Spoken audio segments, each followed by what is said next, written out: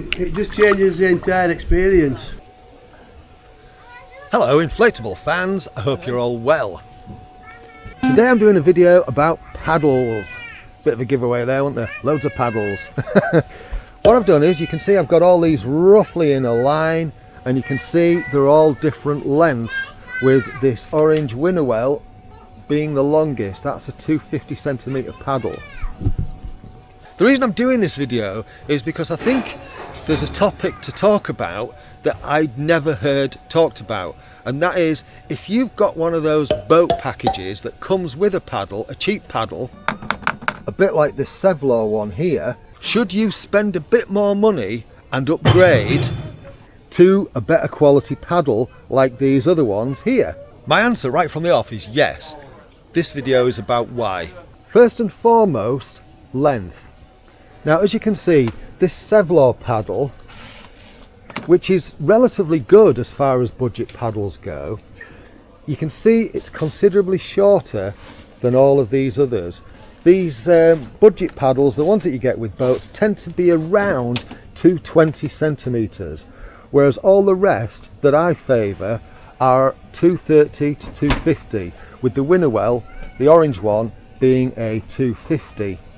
The Crux here, I think that's a 240, the Aqua Bound's a 240, the Wonitago, the blue one, that's actually adjustable, and I think that goes from about 225 to around 250. And then the carbon paddle there, the Aqua Marina one, that's fixed at 230. Down by the water there is one that I've just done a video on, and that's 234, and that's full carbon shaft with poly blades. I can't quite recall. Now, why is a longer paddle better? Simple answer, paddle splash. You can see I've actually put bits of pool noodle on here. That's largely because the drip rings are a bit naff, and that just actually helps keep water from splashing in your boat. With a short paddle, that is really hard to stop, because as you bring your paddle over, you get a lot of water splashing off the end of the paddle into the boat and onto your legs, whereas you don't get that so much with a longer paddle. Anyway, what we're going to do is take these out and give them a little bit of a test, and I can show you a few things about them. Now, we've also got Nigel with us today, and he's going out in his Amphibio packraft. He's going to try some of these paddles out as well.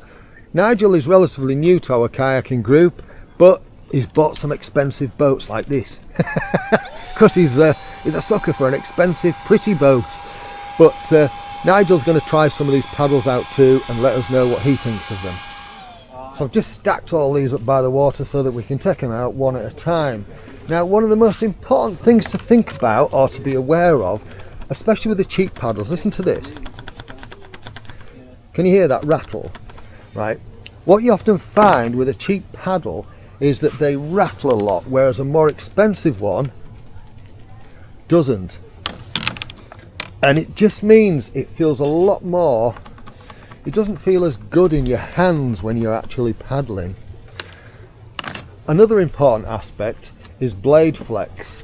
Now, the thing with these Sevylors, these, as I say, these are a budget paddle, but the thing with these is they have actually got really quite rigid blades. So these aren't a good example of a bad cheap paddle. A bad cheap paddle will have a blade that flexes an awful lot, and I think out of all of these, I think the Wonitago has probably got, yeah, that's got the most flex. If I just put that on there and just press down, can you see how that paddle's bending? It's not bad flex, but it's just got a bit more flex than the rest of these. So if I take this with carbon blades and do that, it just doesn't give at all. It's absolutely rock solid, is that one. Why is that important? Well, if you've got a blade that flexes a lot, as you pull through the water, the blade gives and the water passes over the blade, and you don't want that. You want the blade to catch the water, and that's what makes paddling more efficient. So the more rigid the blade, which is why carbon blades are often favoured by performance paddlers, means that you travel faster through the water. This one, as a budget paddle, can you see it doesn't have a cup to it? It's just a flat paddle. whereas all these have like a little scoop. They're like spoons, and the whole idea of that again is to catch water. Yeah, you can see, same with all of them, they've all got like a scoop to them, whereas that one doesn't, which means it's not going to scoop water quite as well. Right, first up, budget paddle. God, this feels heavy. This feels really heavy. So all we're going to do is we're going to potter about in this basin for a bit and just try these different paddles out. Oh God. Now, to be fair, like I say, because this has very stiff blades, it actually pulls through the water quite nicely. But it's very short, and so I can already feel water getting splashed. You might be able to see it getting splashed onto the bow of the boat and coming over the top. And if this was a more open deck, it'd be water going into the boat. The one advantage to this Sevylor paddle is the fact that you can actually put a handle on it and use it as a single blade. When I had the Ribercraft many years ago, Rob and I used to go out with this with two single blades, and it was great for that. But I actually wouldn't want it. It's actually really heavy. This must weigh, I'm going to estimate, about 1.3 kilos. I think this will be about as heavy as the Winnerwell, paddle, which is fiberglass, but that's 250 centimeters. Right, I'm going to turn around and head back and get another paddle. As I'm turning now, as I go high angle, can you see the water dropping in? As soon as you go high angle with this, you get water dropping into the boat. That's what I don't like. I like to keep the inside, the cockpit, as dry as possible. And that's why I favour a longer paddle, because when you lift the blade up, if you need to do something really close to the boat, the top part of the blade is over the boat itself and dropping water into it. Right, let's go and get another one. I'm going to go for the Wonitago. So this, the Wonitago paddle, it is available on Amazon under different brands like A-Hub and various things. Like I've said, this one's adjustable. So I'm going to move this to its longest length, which creates this kind of little bit in the middle. So this is a carbon fibre body with fiberglass blades. And I'll show you the difference with this. So this was the first more premium paddle that I bought, and I was really happy with it, and I haven't used it for a long time, and it's actually, I've forgotten, it's actually quite nice. So you get a lot more of a wider arc because the paddle isn't as close in to the boat. It's a more sweeping draw, and what that means is when the paddle's at the front of the boat and you're sort of like changing over, it's actually the drips into the water rather than over here, or actually here if the paddle's a lot shorter, and you get a lot less water in the boat. Now the difference between this and your budget paddles, this has a little bit of rattle, and that's largely because it's 3 pieces, but it's not quite so noticeable. It moves the boat quite nicely through the water, and that's what you want. It also sounds quite quiet compared to the other one, and that's not something I'd ever really noticed before. You see what I mean? It's got a really nice entry into the water. Never done this kind of comparison video before with different paddles, so I'm going to be learning things as well. That's a good thing, isn't it? So if I do that thing where I want to turn the boat sharply and have to pull the paddle in close to the boat, the top part of the paddle there is actually not over the boat, so water is not dripping into the boat. It drops off over the water. Yeah, that's one of the things I like. In terms of weight, this one is relatively light. I'd say just under 1 kilo or around 1 kilo, and that's the carbon shaft. Interesting thing about this that I'd never noticed before, when I do this and just rest the paddle on my hands, or on my fingers I should say, the blades sit flat, whereas quite a lot of them sit like this or like that. The blades kind of sit flat. Alright, let's try another paddle. Nigel's just having a play with that Wonitago, and I've swapped out for his Decathlon Itiwit paddle. Just have a little play with this. Carbon body, quite a high angle blade. Let's give this a go. Nigel's first response to that Wonitago was, I like it. Straight away, the weird thing is, this doesn't have as much draw, or it doesn't feel like it's got as much draw as that one that Nigel's currently using. But it has, because it's short, I think it's a little bit lighter than that Wonitago. My arms feel like they're moving faster, or able to move faster I should say, for the same amount of energy expenditure. I don't know, it's weird. It feels like it pulls out of the water, or wants to pull out of the water sooner, and that's probably because it's shorter.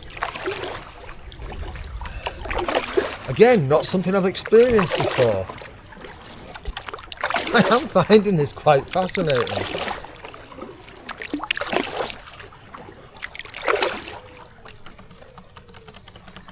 Can you hear that rattle? So this one does have quite a bit of rattle, and you can feel that when you're paddling. And if you're one of those people that finds that annoying, then you'll find it annoying. Yeah, when I put that in, put that stroke in, I can feel this shake in my hand, in this hand. And it feels cheap as a consequence of that. There it is. It's in that joint there. The ferrules are moving around in that hole there. Interesting. So this is another one of those where, because it's a short paddle, as soon as you dig in close to the boat to turn, the water drips off the paddle into the boat. Next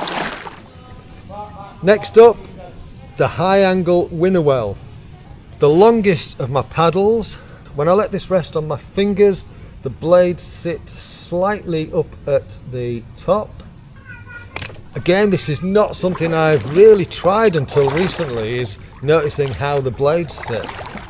Now this is one of my favourite paddles. I've not seen these since I bought it. I've not seen these available anymore, and it's a shame. It's probably one of the heaviest, 1,200 grams, 1,250 I think, thereabouts. And this is the paddle I used on the Great Glen Canoe Trail. And the reason I took this one is because I didn't want to get as much water in the boat, and also because the paddle itself moves a lot of water with it being high angle. Now there is an argument that with a high angle paddle it creates more, you need more muscle strength either from your core and your back to draw the paddle, because you're moving more water, and so that expends energy and it can be a strain on your muscles. I don't necessarily find that, because I exercise quite a lot and I've got quite a strong core and back.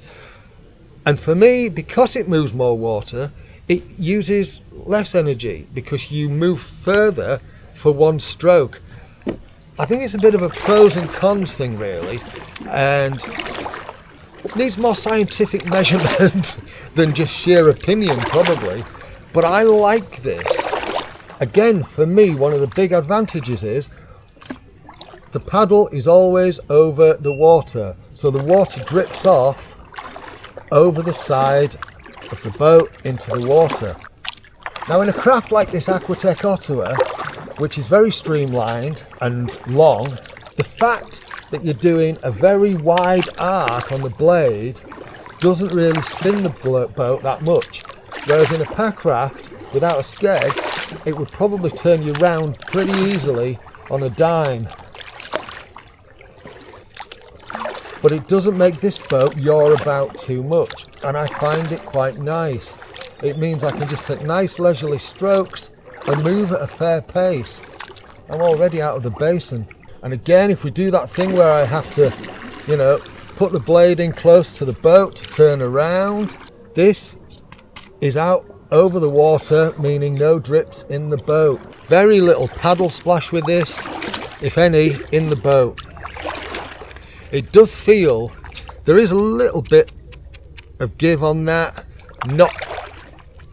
but no rattle. Just a little bit of give at the ferrule. Not noticeable. I've never compared this to other paddles before in this kind of test, and cards on the table, the weird thing is, it does feel heavy. But like I say, I've never found that an issue. Great Glen Canoe Trail, 12 to 13 miles a day over 5 days. Didn't have a problem. Not a problem. Even when we had really bad weather on Loch Ness, and then we paddled into a storm on Loch Hockey. Didn't have a problem. Next up, one of my favourite paddles. This is the Aquabound Stingray Hybrid. I know that's upside down. 240 centimetres, so 10 centimetres shorter than that Winnerwell, and very light. It does have a different locking mechanism in place to lock this in place. Easy feathering. No rattle or give whatsoever. Feels very solid in the hand. And what I noticed on other paddle tests when I've compared other paddles on the water is this feels very balanced in your hands. Very balanced. I think 240 for me is kind of ideal. You get a little bit of splash in the boat, but it just feels better performance-wise in some respects. Virtually no flex on the blades, a little bit at the end. I kind of want to try the Aquabound Manta Ray, the hybrid. I want to try that one at some point, which is a slightly higher angle blade. So if you like what I'm doing on here, stick around, because I'll probably end up getting that at some point and do a review on it. But yeah, this is nice. The boat moves nicely through the water. It doesn't feel like I'm having to pull too hard to keep it moving, whereas the Winnerwell was a lot harder to draw. Interesting, I'd never really noticed that before. Yeah, this is good. Let's see what it's like on the turn, close to the boat. Yeah, it's dripping in the water. Right, Nigel's just come back from testing out the Wonitago. Let's swap paddles with him so he can try this one now, and I'll go back with the Wonitago and pick up the next one. Swap over.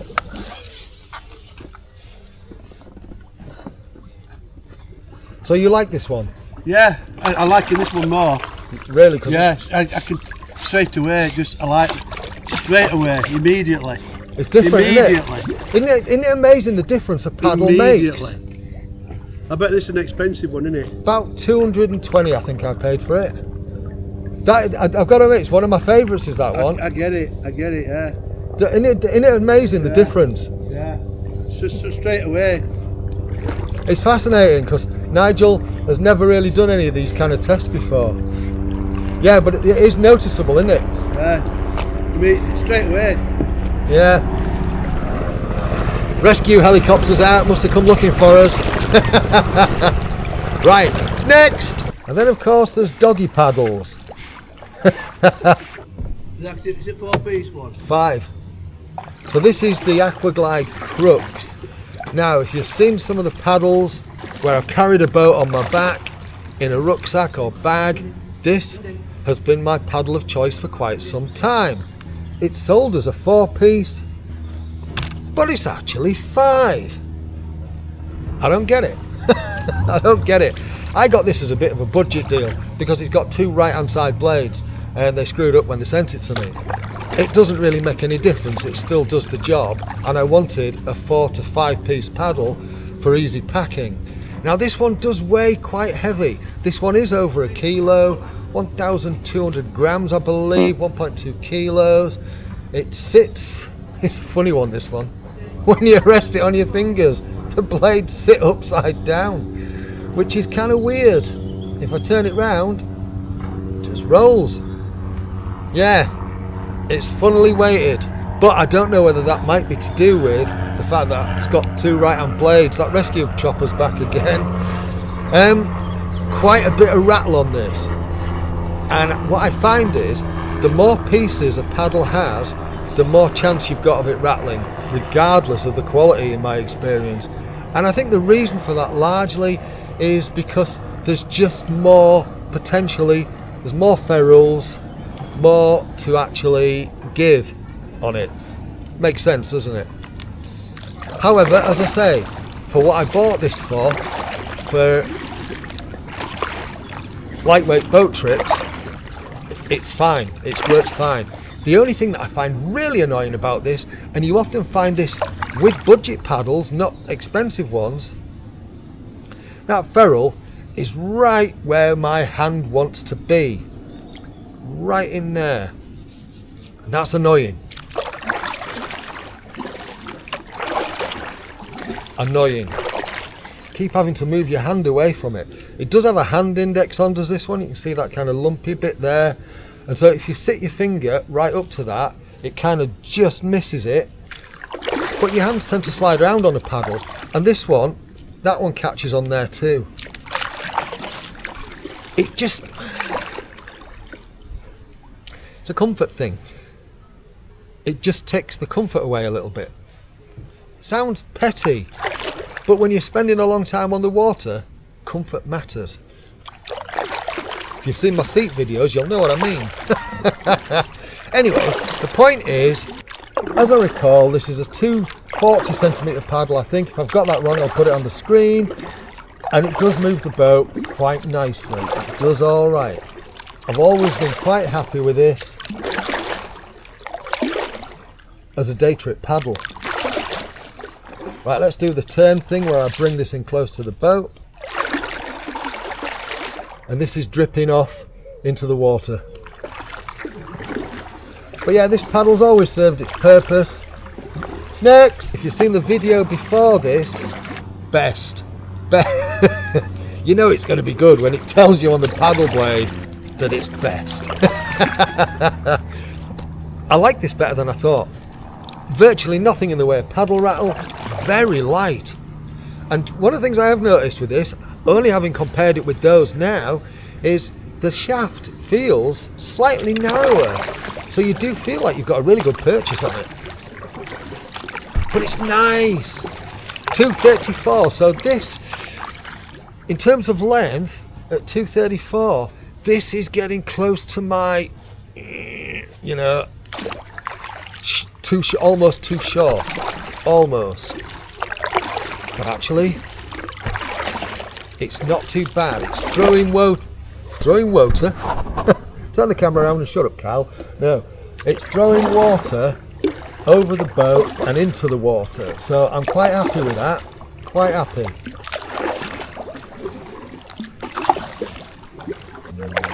Do you know what? That's not something I'd really noticed before. As well, again, told you, learning stuff today. Throwing water where it throws the water on the paddle stroke. Yeah, it's throwing it into the water. Handy. But yeah, like this paddle, it's nice, it's light, you can move it relatively quick because it's light. It's good. What's it like on the turn? Dig narrow. Yeah, look at that, it's all falling in the water, not the boat. Nice. Right, I've got one more to do. And Nigel is currently having a little play with that one now. So what do you think of that one then, Nigel? I like this a lot. It's new favourite?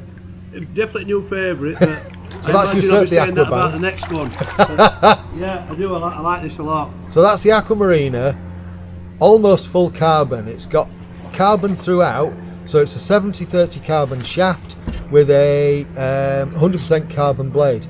Thanks for the little demo there, that was good. Yeah, I've got to admit, and so that's become my favourite travel paddle over the Aquaglide Crux, because it collapses to 4 pieces and fits in a bag nicely.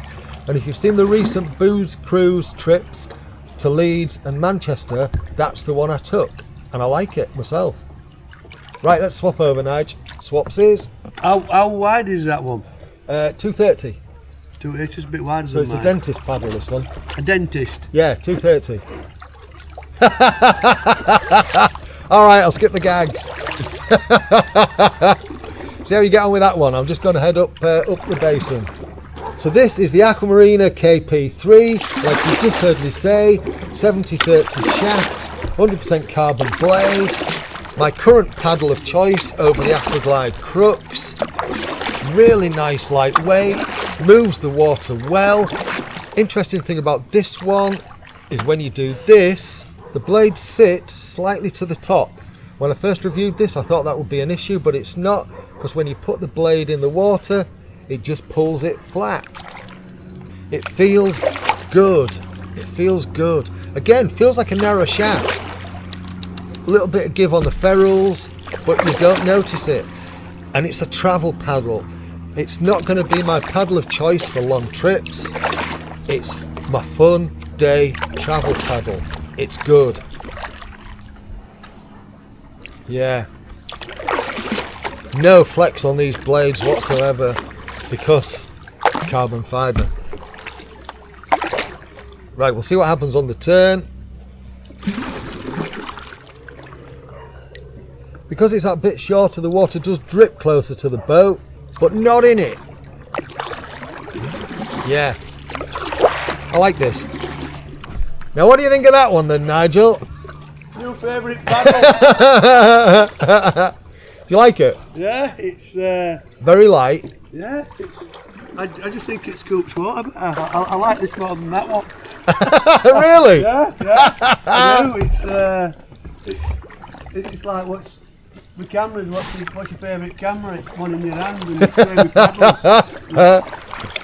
Yeah, these lightweight ones are very good, aren't they? Yeah, You feel like you could go all day with them. definitely. So, should you upgrade your paddle from a budget one that comes with a boat package, Nigel? It just changes the entire experience. I don't know whether you caught that. It changes the entire experience. And it bloody well does. It changes your experience completely. It can go, you get used to the budget one, and then when you try a better quality one, you're kind of like, why didn't I do this sooner? Nigel's just trying out the very long Winnerwell, the 250. Can you see how much his packraft yawing about? See, a longer paddle isn't necessarily good in a packraft, but a 220, yeah, I find a 220 too short. Anyway, for me, this has been an interesting little kind of experiment today, because you don't often get the opportunity to try a load of paddles side by side and do a good comparison with them. Now, for me, yes, I am really favouring these two lightweight paddles, the Aqua Marina and the best, the more carbon-based ones. But this one is definitely going to become my travel paddle. It is light and it moves the boat nicely through the water. I think overall, my favourite paddle is still the Aquabound. For A, the way it's balanced and its weight.